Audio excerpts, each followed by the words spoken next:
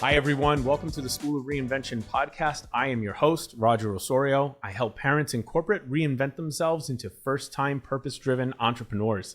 I teach entrepreneurship at the University of Pennsylvania, and I'm the author of the book, The Journey to Reinvention, How to Build a Life Aligned with Your Values, Passions, and Purpose. I'm excited to be joined by Randi Roberts, who is an executive and career life coach. Randi is all about helping professionals become re-energized by their work and attain career fulfillment without compromising what matters most. After spending 30 years in the corporate world, Randi has walked the same path as her clients. She knows the pride that they take in every accomplishment and that it might be offset by questions like, how do you juggle competing priorities? Or how do you achieve the next big thing? Or maybe even if this is really making you happy, is this what you've always wanted? At heart, Randi's a hippie with an Ivy League education. She earned an MBA from the Wharton School of Business, and she's an executive and career life coach certified by the Institute for Professional Excellence in Coaching and accredited by the International Coach Federation. Randi, thank you so much for taking some time to share your insights. I mean, you've worked with a lot of, you not only have your own journey to reinvention story, but you've also worked and helped a lot of people walk the path. Yeah, it's a real area of interest of mine. So thanks for having me on your show. I appreciate you. So let's start off with your own story, going from corporate to entrepreneurship. As you mentioned, and as I read in the bio, you had a 30-year corporate career, and then you made the decision to pursue entrepreneurship. Tell us a little bit about that transition. I mean, take us back to even when the inspiration came to make that decision. Yeah, absolutely. So yes, I did have a 30-year career. I was in pharmaceuticals. And so I started off, as a sales rep, and then worked my way up to running $1 billion business in the US market, for one of the biggest pharma companies.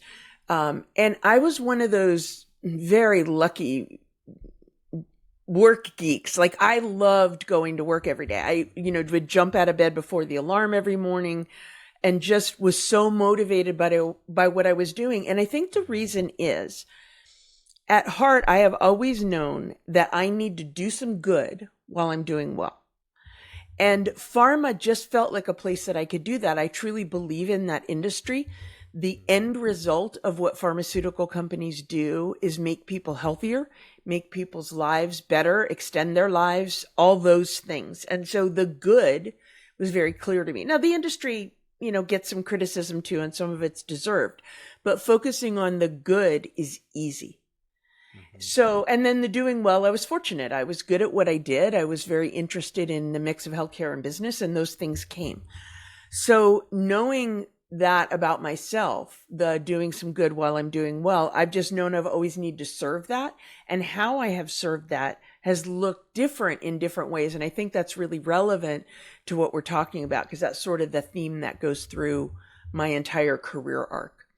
So yeah, 30 years in pharma, absolutely loved what I was doing, and really spent time thinking about why it worked so well for me. Why was I so motivated by it? Again, to the doing good, but just thinking about the business side of things I found really stimulating.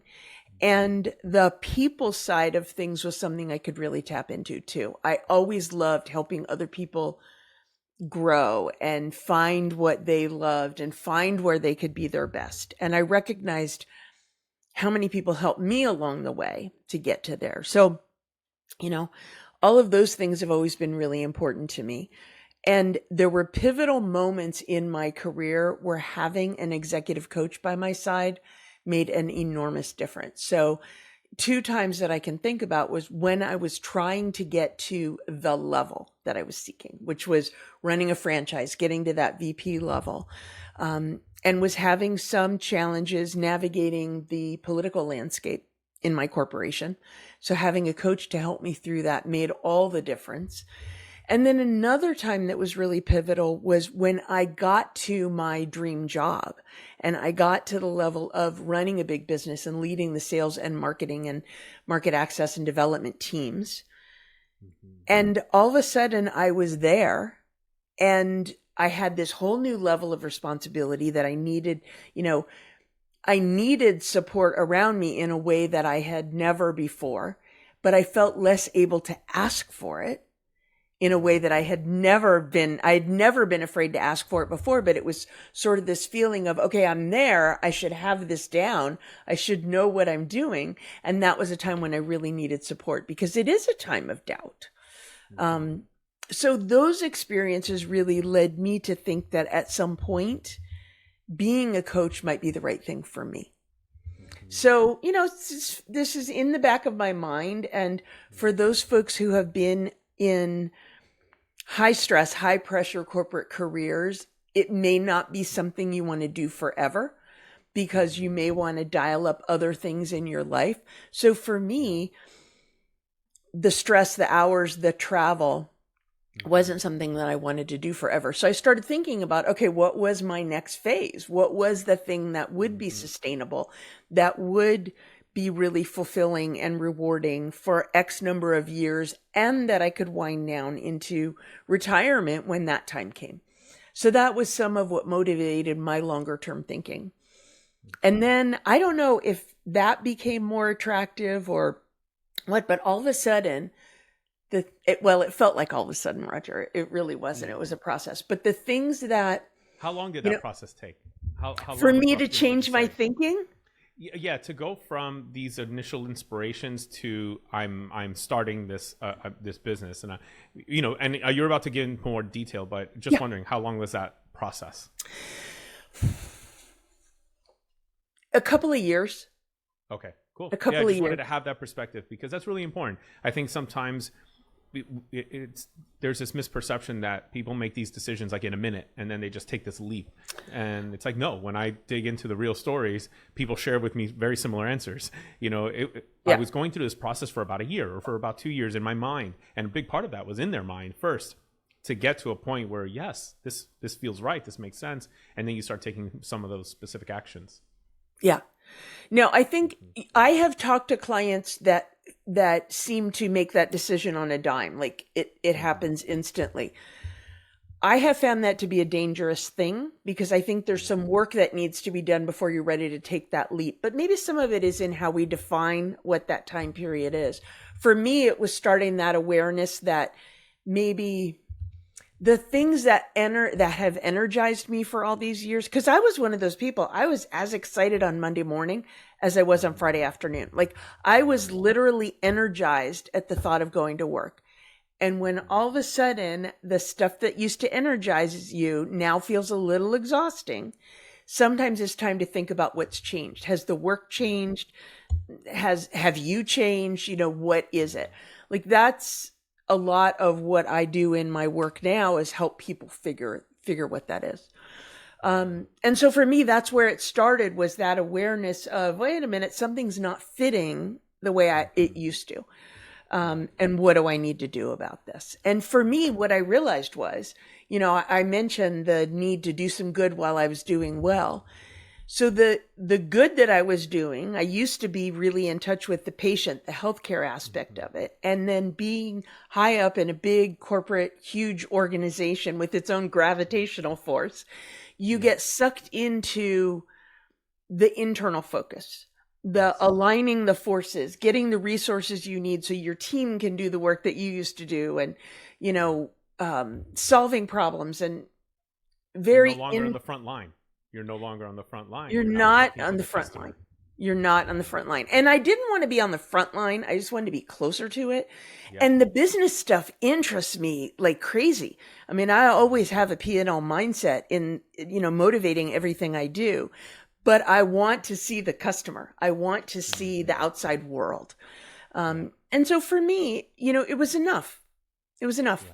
Yeah. And I was fortunate. I had planned for this, and I had built a financial cushion, and, aligned with my husband on what were the risks we were willing to take. And so that it wasn't just diving off a cliff. Yes. And then I was able to engineer a situation where my job was no longer needed. And so I walked out with a package, and that always helps. But that wasn't accidental either. That was very much finding a win-win situation for me and the company. Mm-hmm. So, yeah, what you said very quickly about just the, preparing your financial runway, talking to your husband about the risks and mitigating as many as you could. That's another really important aspect that I just want to lift up for people listening, Yeah. because again, we tend to hear the story about the person who took the wild leap, the just carefree leap into entrepreneurship or whatever it might be, and we celebrate that story. But that's a rare story. I mean, I've interviewed enough people to not. I'm surprised I don't run into that story more often, given that that's the one we read about. Yeah. And the one I do read about is one where people considered their financial runway. They built that little by little. And if they were in a relationship, they talked to their partner, their spouse about it, and they figured it out. And that's so. I just want to lift that part up, because I think that's also key to the inner work you had to do to arrive at this decision, which was part of it sounds like that was one of the things that also took the longest. It was just doing that inner work, and then of course engineering the exit, which is another aspect that I think is something that I want people to really pay attention to, that you engineered the exit out of this company. Is that always possible? Maybe not. However, it doesn't mean that it's impossible. Right. And at the very least, you can make your attempts at engineering the kind of exit that you'd like to. You might get closer than if you had not done anything, even if you don't hit the target exactly the way you would have preferred. Yeah. No, exactly. And I consider myself very fortunate that I was in a position to influence that. What you're saying is so important, and I think it's worth some time, because that the risk mitigation that each of us need is very different. And it's important to know what it is you need. Like, there are people that, I've seen it on pillows. I've seen it on signs of, these motivational posters of leap and the net will appear. I've always really admired people that can take that spirit and do that. That's not me. And it goes back to my upbringing. It goes back to how I was raised, and my parents and all that, of my view of money and security and what I need. And I've been the sole support of my family. My husband stayed home with our daughter, when she was growing up. So that was my role. And it's very deep seated in most of us, our comfort level with risk. And for many of us, like having been 30 years in the corporate world, there would be times when I would talk to people and they'd say, "What's your level of risk tolerance?" And it was almost an academic conversation because I'd never tested it. Yeah. I always had a big company around me, and there were enormous airbags if we would take a risk and something didn't necessarily work. Very different when you go out on your own. It very much feel like I absolutely love my world now, but I've been running my own business for 6-7 years. It took a couple years to get comfortable with the fact that to a great extent, it was all me. I mean, I have a team around me and I've put those things together, but it takes a long time to get to a point where you're comfortable. Wait a minute. If I take my foot off the gas, everything slows down in a way that it doesn't in a big company. So there's a lot of internal checking and putting the community around you that you need to support yourself in a way. I have been very purposeful about how that's all happened, and it's worked really well for me. But that doesn't mean that every day is a picnic, right? Some years are better than others. Last year, I faced a health crisis and was able to weather it because of the things that I had put into place. But when I look at each year in terms of my P&L progression, it was a slower build than I thought it was going to be. But I had put the support in place around myself to make that okay. For example, when the company that I was with, you could defer your bonus. My husband and I always lived within our means. I deferred my bonus for a number of years that paid out for 5 years after I left. So I got this nice cushion every January for 5 years that enabled me to scale up my business. That was very intentional. So, it's just one example of how I took a look at what did I need and what was I able to put into place to give myself that wiggle room.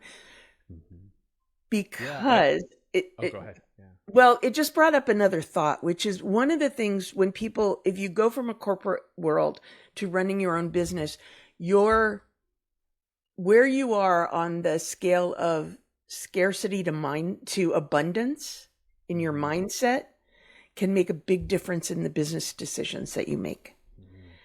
And it's been very important for me to keep that in mind. And I see other entrepreneurs dealing with that, and even clients that I coach that have changed their world. Knowing where you fit on that, because if you have a real scarcity mindset, for example, when I first started, when I was looking for one-on-one coaching clients, when that was my business, what my business was based on, if I had a scarcity mindset of, oh my goodness, I need a client, my revenue's not where it needs to be, or, whatever that reason is, I bring a very different energy to that interaction than I do if my mindset is more, this is going to work out exactly the way it's supposed to work out. If we're the right fit, if we have the right stuff for each other, this is going to be a great thing. It's an entirely different energy. And that's not to blame if we're feeling that scarcity.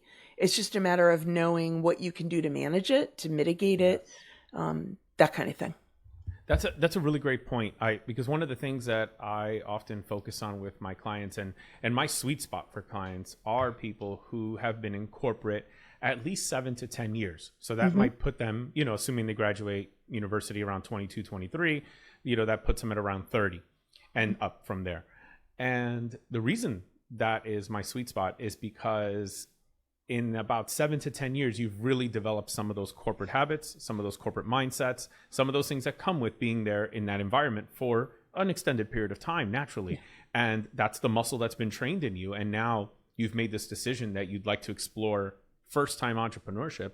Some of these mindsets will not serve you as well. Some of these habits will not serve you as well. That's right. And we need to figure out, how do we transition? How do we begin that practicing some of those new mindsets, practicing some of those new habits that will start to move you in that direction? And this one that you just articulated, I had never really thought about as clearly as you put it, but this abundance versus scarcity. And I could see how in corporate, we think in terms of scarcity. Budgets are limited, market share is limited, and if we take some market share, someone has to lose market share. If someone takes it, we're probably losing it. So we are very well trained in a scarcity mindset when we're in that corporate. But of course, when we move to entrepreneurship, we really need to shift to one of abundance, because, otherwise we won't ever believe we can make it in a world that has plenty of other coaches, plenty of other providers, plenty of other online courses, you name it. There's plenty of everything. But we really need to go into it. Are you familiar with Benjamin Zander? I don't think so. The name's familiar, but I can't place his work. It might be familiar because of a book. He wrote a book called, or him and his wife wrote a book called The Art of Possibility. And Benjamin Zander is actually the conductor of the Boston Philharmonic. I'm not sure if he's still doing that today, but he wrote this book called The Art of Possibility. And one of the things he talks about, he shares this this parable at the beginning of the first chapter, and it's how does it go?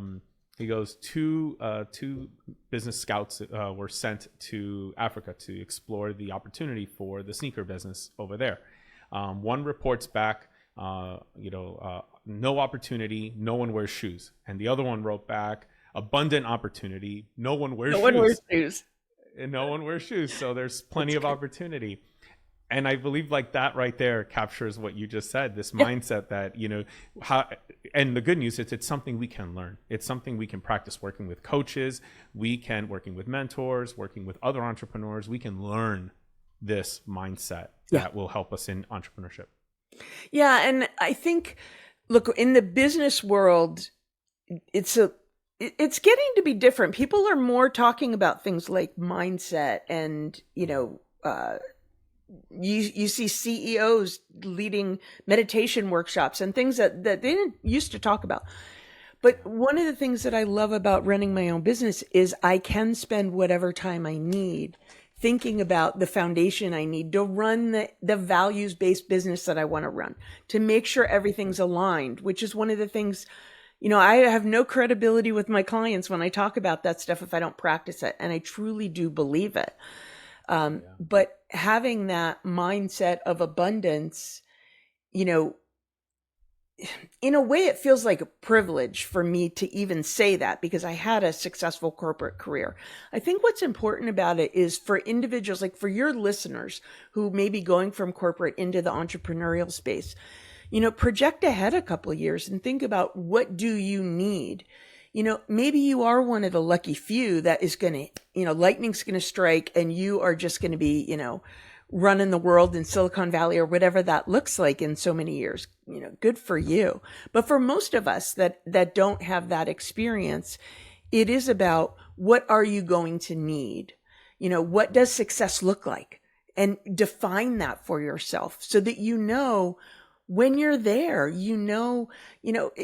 there's a risk as an entrepreneur of trying to do too many things, trying to work 24/7. And we may actually cost ourselves the very things that we're seeking by, going into this entrepreneurial world, the balance, the things that give us meaning. I happen to find meaning in my success. Like, I get joy out of seeing what my, P&L looks like, and that I'm growing my revenue, because I know what that means. It's tangible evidence of the value that I'm putting out there in the world. That means something to me, but that's not the only thing that means something to me. That in and of itself isn't enough.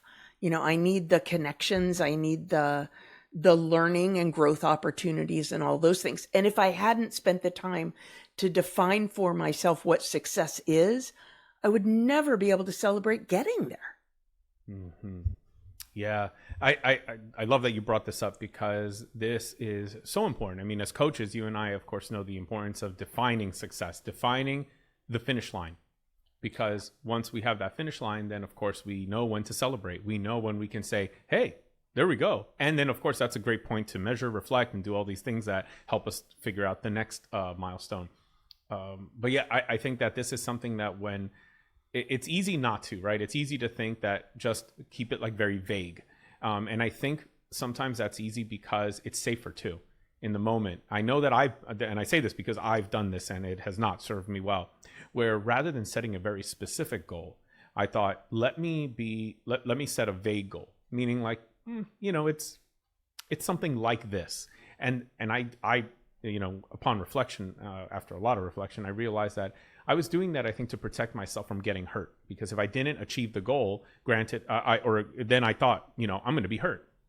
And so I thought that this was a way of avoiding that by almost kind of detaching myself from the outcome. Like, well, if it works out, great. If it doesn't, it doesn't. And that's something I've said a lot in my life when I was younger, especially in those early reinventions.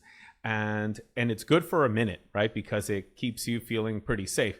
But it didn't serve me when it came time to figure out, have I made it or not? And also, of course, as you know, as a coach, because one of the things you do for your clients is you help them plot a path to, you help them design the path to getting to that outcome. It's hard to design a path, like a good path, because you don't know where you're going. You don't know the destination. So how do you plot directions to that? And that was something I struggled with early on, but I did it because I was afraid of the disappointment. That makes so much sense. And it's really, it's important that you recognize that. And maybe there are some people that are born knowing that kind of thing. I think for most of us, we have to work our way painfully through it. Yeah. But the truth is, if there is a payoff for staying vague with that goal, because maybe you will be less hurt. But the truth is, the joy when you get there is less also. It's very much it's a roller coaster. And if you're not willing to risk going low, you're not going to get to go high. So, and even if you do, I think that you don't even allow yourself to celebrate that, because there were some moments where I did have some big moments and I just didn't recognize them as big moments or wins because I had never defined the win. So I just thought that's kind of just part of the package. And I just passed right by that win and just kept on moving like, I need more. I got to do more. Yeah. Because again, I haven't defined anything. So more of what? If I didn't even define it, that's like the worst vague kind of goal to pursue, where you're pursuing more of something that you didn't even define what was enough to begin with. And so I love that you brought this up, and I appreciate that. I want to go back to something else you said, because you talked about, in your case, you really enjoyed your career. You were having fun, but you also recognized that something is changing. I used to be as excited Friday afternoon as I was Monday morning. You had that, and you started to notice that there was a shift happening, that the level of excitement is not quite there. And then of course you did the inner work to arrive at the root cause, which was for you that you were farther away from the customer and the impact, and that was starting to have an impact or have an effect on you. I wanted to bring up this case that was really public and still is really public. A coach of a English soccer team, Liverpool, Jurgen Klopp. So he is arguably one of the best, probably one of the top two team coaches right now in the world. I mean, what he has done with Liverpool is outstanding. Now, he made an announcement about a month or two ago where he said that after this season, he is going to step down, not just from Liverpool. He is going to take time off from coaching. And he even went as far as saying, when the press asked him, when are you coming back? I don't know if I'm coming back. I just know that I need to step away. And they were like, but why? You're at the top of the game. You are one of arguably maybe the best manager of the moment. I mean, why would you leave now? And he goes, for many years, I looked forward to, so he goes, we start planning for the next season during the season that we're in. Sure. So during the winter, we're already thinking about our new player acquisitions, strategies, and all that for the next season. This year, I realized I am not excited about thinking about next season. It was the first time that I did not look forward to that planning. And so I felt like that's similar to your realization. Yeah. You realized I am not as excited anymore. There's something that is no longer exciting about this. And he realized he's not excited. And he made that decision, announced it publicly. But when I heard that, I thought, what a great case study for people who are thinking about their own departures, even though they love their job. I mean, he's like, look, I love this, but I also know that I'm not as excited as I was when I look ahead. And so now was the time to announce it so that I can, hopefully help the team find the replacement. It's such a beautiful example and so much courage to step out there for him. I just think him in that position, being willing to share that will be helpful for so many people. Yes. What it brings to mind for me, Roger, is a couple of things. First of all, going back to our own definition of success, sometimes people are operating on someone else's definition of success. Is this your own intrinsic drive, or is this what you should do or what other people do, or you're getting someone like him? I mean, he must be getting accolades all the time about the incredible work he's doing. It would be hard not to be influenced by what other people think. And then a very related thought is sometimes our careers, our lives, whatever we want to define, doesn't feel the way it looks to the world. And so being willing to look at that connection and know what is right for you, that's what's important, not what other people see. But it takes a lot of courage. Yeah, no, I thought this is incredible. If you get a chance, you can look it up in YouTube. Jurgen Klopp, Jurgen Klopp, Klopp. And, his announcement, retirement announcement. And I'm sure there's plenty of videos on it. And you'll see that press conference and listen very carefully to his words. I think for someone like you who works with executives, he's an executive, right? He is an executive of one of the most important, soccer clubs in the world right now. And he is deciding to walk away from one of the most prestigious and amazing positions that one could have. And he very clearly articulates his reasons and also the fact that he doesn't know all the answers right now to what will come next. He doesn't know whether he will ever come back to coaching or not. He goes, look, one of the things that I thought was so incredible that he said was, I don't know if I'll ever return.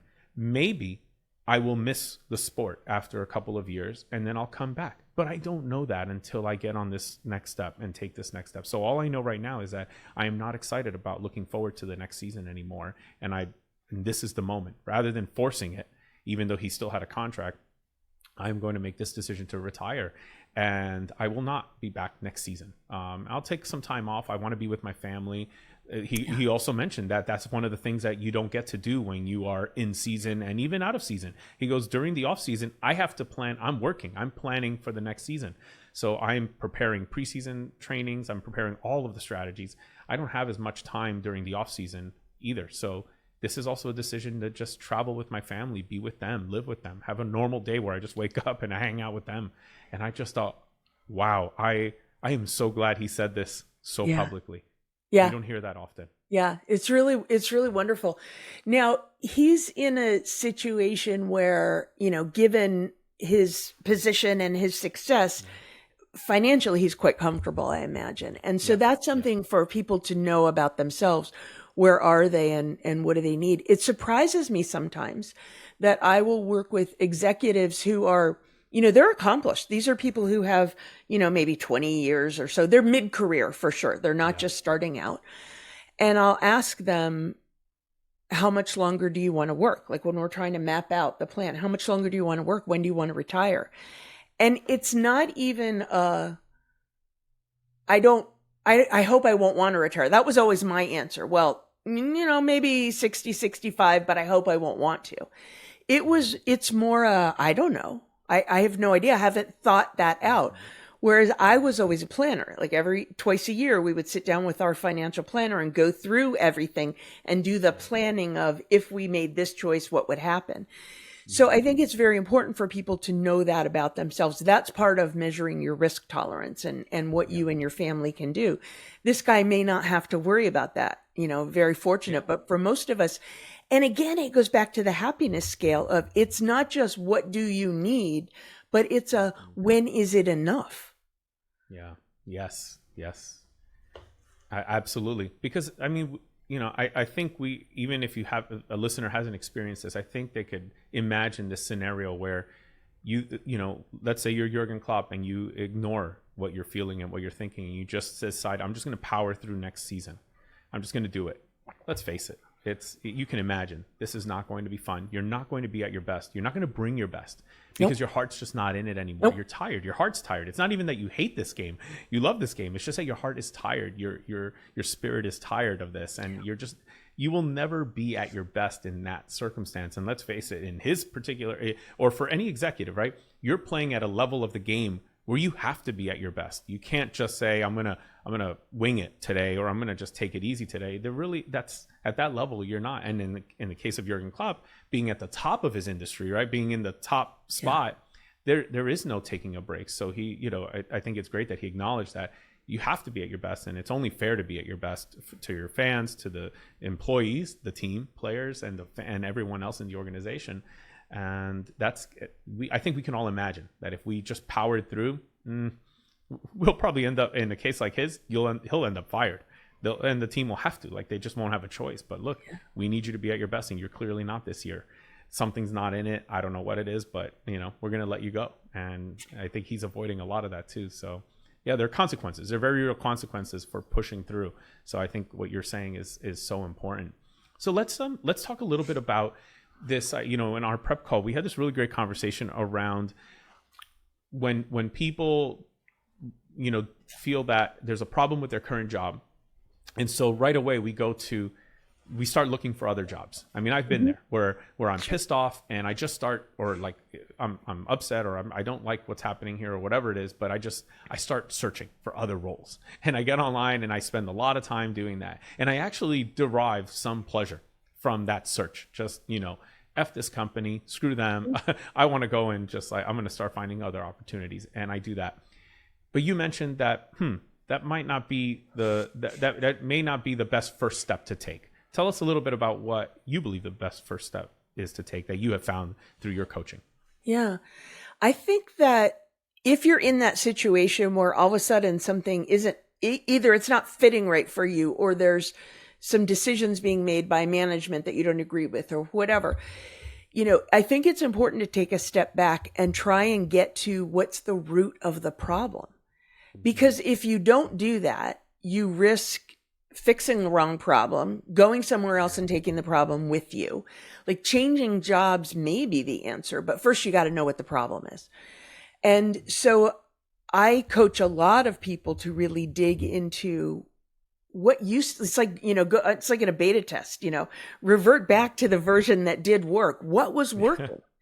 What was it about that situation that was energizing for you, that brought out your best, that you aligned with? What was the boss like? What was the mission of the company? What was the nature of the work? Who were you surrounded with? What were the demands, the hours you were working, the travel, the money, all the things? What was it that worked so well? And then you can sort of take a look at what are the gaps right now and what are the things that you need to solve for. Money is one thing that sometimes come up. People in a situation that you described, it might be you learned someone else was making more money. Some people who have been with a company for a long time learn that someone new that joins comes in at a higher level. That can create some friction. So let's say there's some dissatisfaction around money. The conversation I often have with clients is, if you're looking to make more money, first of all, what is more? We maybe talk numbers, we maybe talk relative to what you're making. But then the next level of diving deep under that is, what difference will that make? Like, say you're looking to make 20% more. That 20%, what difference will that make in your life? And some people have a clear answer to that. Some people, it might be, I can retire sooner. I can put more money into my kids' college funds. We can take a vacation every year. Like, they may have an answer. For other people, it might just be, well, it's more, well, it's fair, that kind of a thing. So it's really important to get to the root of why is that important? Because then you can take a look at putting the right things in place to get yourself back to that happy place. For some people, one of the things that we talked about before was making a difference. Like, some people just really need to know that their work matters, either in a micro scale, like within their company, it helps make a difference in some way, improves the success of the company, or it might be, they may be working on curing cancer. Fixing the environment. Like, it may be a really macro problem that makes a big difference. However they define it, they need to know that they're making a difference. So, no, so getting to the root of that discontent, as you put it, in other conversations you and I have had, and I think that is an incredibly important first step, because I've been in that spot where I've jumped right to the job search, right? I go, let me just start looking at the postings and all of that. But that never really resolved anything. I didn't, and I'll never forget when I was at in my last job at a tech company, I had a situation where a senior leader was bullying me, and I was very pissed, of course. And I wanted to just go, you know what, F this, I'm going to go find another job. I'm out of here and all of this.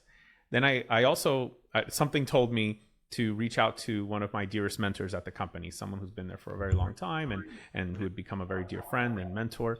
And I reached out to her to let her know. I think it was more to vent to her, because I just had to tell somebody that I knew would care. And so because my manager kind of cared, but I think it was just like, he, has to, he reports to that leader. So I don't think he's going to do much about it at the end of the day. Yeah. And so I reached out to her, and she really helped me step back, do exactly what you said. By the way, she's also an executive coach. So it's something that's, one of her side hustles, and she coaches internally at the company. And she had me step back, and she helped me kind of just really get to the root of what's bothering me here. And then from there, I was able to see other paths. I was able to see other ways, and it wasn't about quitting right away. In fact, that was the moment that I decided to begin building my next reinvention runway, my next financial runway, so that I could plot an exit. And I thought, you know what?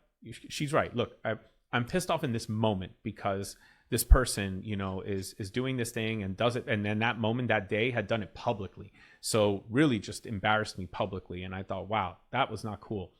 And she helped me see that, look, of course it stings today. You're very pissed today. You should be, you should be pissed today. But I want you to zoom out for a moment and also recognize all of the good that you have here at this company. You do a lot of coaching. You do a lot of really great work that you love at the end of the day. You really love that. So I want you to keep that in mind too, and think about, what are some of the other paths? And after some reflection, taking time to really think about it, taking her advice, that is, that's how I arrived at, okay, you know what, I'm going to use this moment as a catalyst for launching this next exit strategy, putting together a financial runway and beginning that process. Yeah. And I did. And that felt good enough. And I turned, wow, that feels really good. I don't need to go and start interviewing for other jobs or anything like that. That feels really good. Like, I feel like that addresses the discontent, the source, the root cause of what was really bothering me. And now I can move forward and continue making the positive impact that I was making. And I think it took another year to 16 months, before I actually did leave. But that did help me see that there was another way, and it wasn't by finding another job. It's such a great example, Roger. I'm really glad that you told me about that, because I'm hearing a couple of things in there. One is that this trigger happened for you. You felt angry, you felt ashamed, you felt all the things that any of us would feel in that situation. But you recognized that you needed to get out of your own head on it. And luckily you had someone you could seek out to talk it through with, because that's the value of going to a trusted mentor, a coach, whoever that is for you. You can't possibly think it through on your own the way you can when you're verbalizing it, putting it out there, and sharing the thoughts with someone else. The thing that I love that it led you to was making the decision on your own time frame. If you had gone with the FU instinct, and left right then, like, who wins? You would have put yourself at a bit of a disadvantage because you weren't doing it on your own time frame. So what you did was you harnessed that whole situation, used it to motivate action, but did it in a way that worked really well for you. It's such a great example. Yeah, well, I had my version of a Randi, luckily, and my mentor, and I got that really great advice and that opportunity to zoom out, and again, I think that also goes to the importance. I don't think it was just a happy accident. I think that it mattered that this mentor was also an executive coach.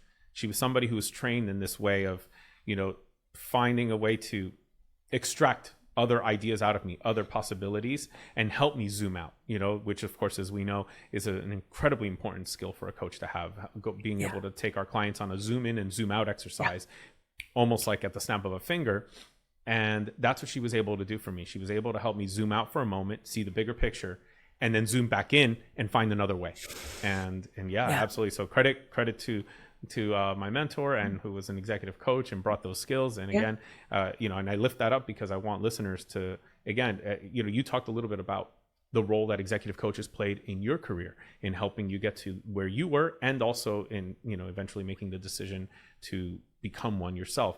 And so I want listeners to also hear that in this moment, an executive coach played a massive role on a very important moment. Because that was a 911 call, by the way. I told her, like, there are times where I reach out, I go, hey, anytime you have a moment, like, let's talk in the next few days. This is one of those where it needs to be today. Like, it needs to be today. And I remember she was stepping onto an airplane that's how she understood. It's 911 and I'm boarding a plane, but, I'm going to call him right now. This is my moment that I have 10 minutes to, like, get on the phone with him. It's interesting. So many of the things that you just said sparked thoughts for me. The first was I offer my clients what I call 911 calls, where they know, if they need me, I'll get that on the books that day, so that because those things happen. But what you're saying about the transformation that allowed for you and the work that you did with your coach, that is the reason that I'm a coach. That I had that experience. And it's funny because I used to hold back on, like, talking about how important coaching is because it felt self-serving. But the truth is, I don't talk about how great coaching is because I'm a coach. I am a coach because I know how important it is. And if I don't talk about that, I'm not helping people. And that ties back to the thread that I started, based on my own reinvention and spinning back to my corporate career. I knew that I needed to do some good while I was doing well. That has been satisfied in different ways at different times of my life and my career. And the good I do now is helping other people achieve their goals. And it's every bit as satisfying for me as the good that I did then was. I've redefined it. I'm very clear on what that is. And it's like motivating me to a way where I still think, like, if someone were going to ask me, when am I going to retire? My answer is still maybe 65, but I hope I won't want to. Yeah. I'm really lucky, but it has not been by accident. Like, I've carved that out. Oh, I love that. Yeah. And it was very intentional. You engineered this next chapter. And I think that's an important takeaway for listeners as well, is that, there is an opportunity to bring a significant level of intention to planning out the next step. And like we just shared, even in a moment of heat, like the one I shared, my example, there is still an opportunity to zoom out. There's still an opportunity to zoom out and really see the bigger picture, and then from there plot. Look, I may have still arrived at the decision to leave, because maybe upon zooming out, I would have realized, no, this is, and I want to acknowledge that it could be very different for somebody else. I mean, my particular situation was one where I was able to zoom out and see another opportunity. That said, it might be something else for others, right? It could be something far worse than what I experienced, which was just like this kind of, it just was not, and I don't want to, that's a whole nother conversation, but it could be worse for somebody is what I want to say. And if that's the case, then your decision might actually be to have to leave sooner rather than later. And that's okay as well. But you will have done that with intention. You will have done that by design. You will have done that upon like deep introspection, zooming out, working with a coach perhaps, or working with a dear mentor or someone who can help you go through that exercise and gain that perspective before you make a decision. I want to jump to something here that I really wanted to ask you about, because it's something I saw on your website, really spoke to me, stands out a lot for someone like me in the work I do. Your website has this little phrase. It says, fulfilling careers, happy life. Fulfilling careers, happy life. And for me, that's the kind of thing that stands out. And so I'm like, oh, I don't know. It shows up in a few places here. Like, I don't think this is an accident. Nope. Comment on that. And anything you want to riff on related to that. I just want to know what that means to you. One of my favorite subjects. Really what it means, and Fulfilling Career Happy Life is the name of my podcast. It's the name of my YouTube channel. People can find me there. But it's really based on this premise that I want people to love their work while they're achieving their goals.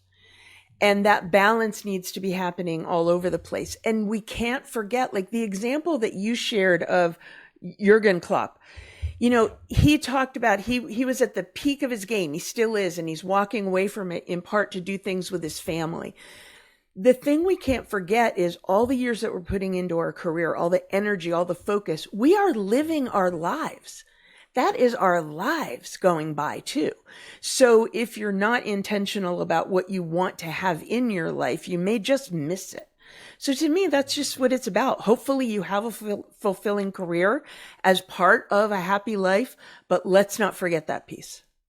Yeah, I love it. That is, I think, the perfect way to wrap this conversation up. Randi, thank you so much for your time, for riffing back and forth with me a little bit, even helping me just understand my own experiences a little bit better.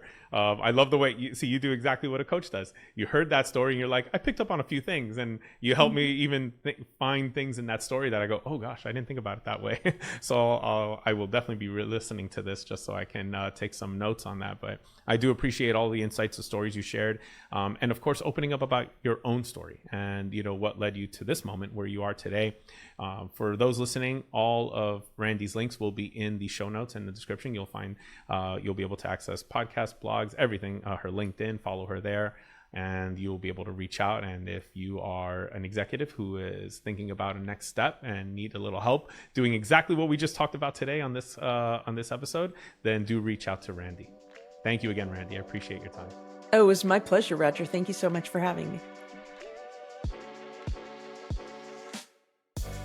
Thank you for listening to this episode of the School of Reinvention podcast. Again, I'm your host, Roger Osorio. If you're ready to start your journey to reinvention and want to walk the path with others, visit www.rogerosorio.com and go to the School of Reinvention to check out for yourself how a community-based coaching platform can help you begin your next reinvention. You can also go to rogerosorio.com to purchase my new book, The Journey to Reinvention, and receive some exciting bonuses. Until next time, make your day great.